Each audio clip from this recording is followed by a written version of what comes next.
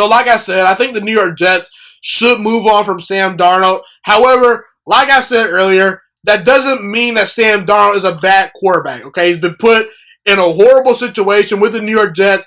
Adam Gase was brought in to develop Sam Darnold, and he has done nothing but stunt the growth of Sam Darnold. Sam Darnold has been given a poor roster, and look, like I said, I would move on and draft another quarterback or trade for Deshaun Watson, but like I said, that doesn't mean that Sam Darnold is a backup quarterback.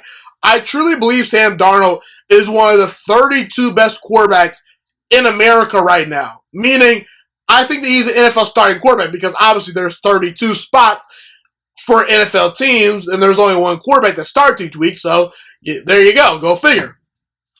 And for what it's worth, Sam Darnold, with not a whole lot around him, did have an above 500 record a season ago in 2019.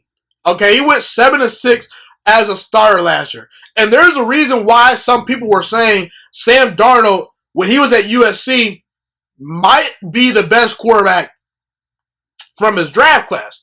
Now, obviously, those people that made that claim have proven to be wrong, but the bottom line is Sam Darnold has some requisite tools and he has the talent to where he can be a functional starting quarterback for an NFL franchise.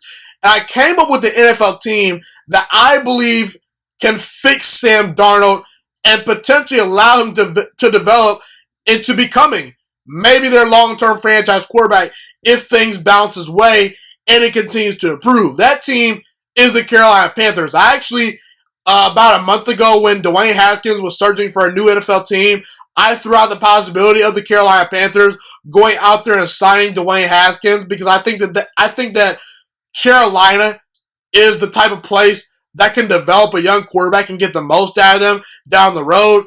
I think that this could be a similar situation for Sam Darnold to where he could reboot his career with the Carolina Panthers if they want to take a shot on him.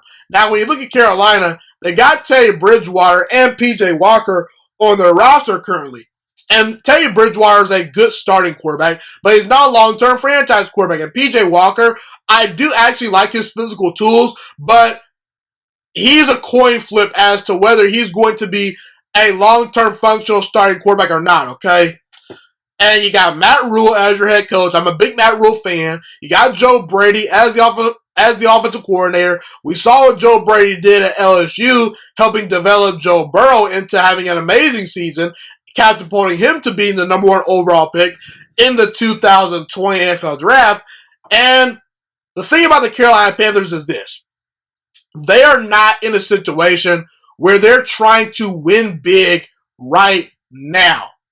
Okay?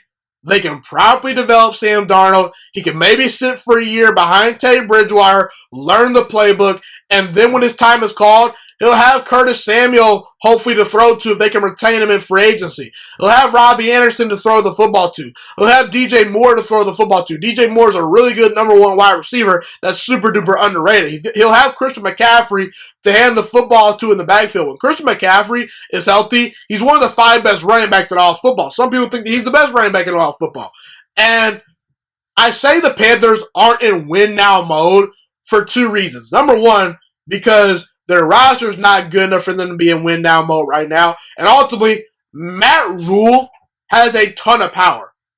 Matt Rhule signed a big fat contract by rookie head coach standards when the Carolina Panthers brought him in and named him their next head coach. They're going to give Matt Rhule multiple years to get this thing right. I doubt that Matt Rhule is on the hot seat until year number 4. If Matt Rhule is not winning games and competing for a playoff spot by year number 4, then he'll probably be on the hot seat. But we're 3 years away from year number 4. We're entering year number 2 for Matt Rhule. So Matt Rhule can take his time, establish his culture, and bring in his guys.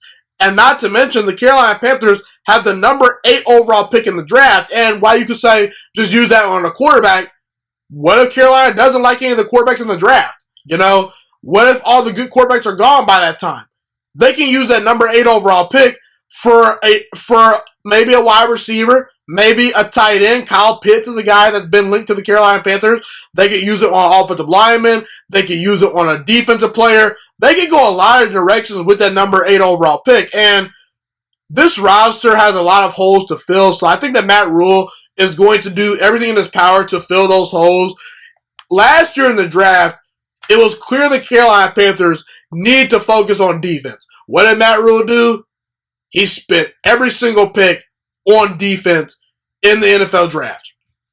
So Matt Rhule is one of those guys that will go out of his way to fix the issues that he knows are at hand. And Sam Darnold is ultimately still only 23 years old. His best football is ahead of him, hopefully. And I think the Carolina Panthers could be a team that maybe could fix Sam Darnold if they were to take a shot on him, okay? Now, I don't think the Indianapolis Colts should be out there trying to sign Sam Darnold.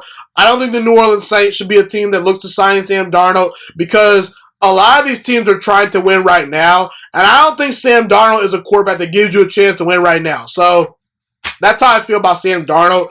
I'm not the biggest Sam Darnold fan, but I do think that the Carolina Panthers would be a great fit for Sam Darnold, and they ultimately could help Sam Darnold reboot his career if the Jets were to move on from him.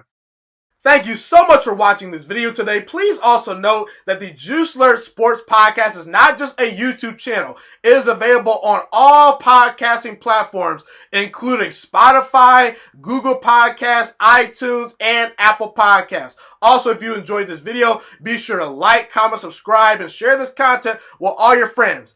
This podcast is my favorite thing in the entire world right now. It is my passion. And I want more people to listen to this podcast. I really want this podcast to grow.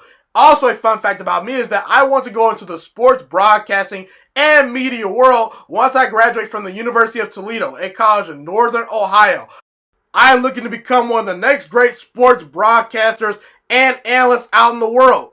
And I potentially would like to start my own network if this podcast really truly grows. Or if I fall short of that goal, I would love to work for a big-time network like ESPN or Fox Sports 1. I am open to all networks. So if you believe in my dreams and you see or hear my passion through the screen, be sure to tell all your friends about the Juiciest Sports Podcast. Stay motivated, you guys. Have a God bless day, and I'm out.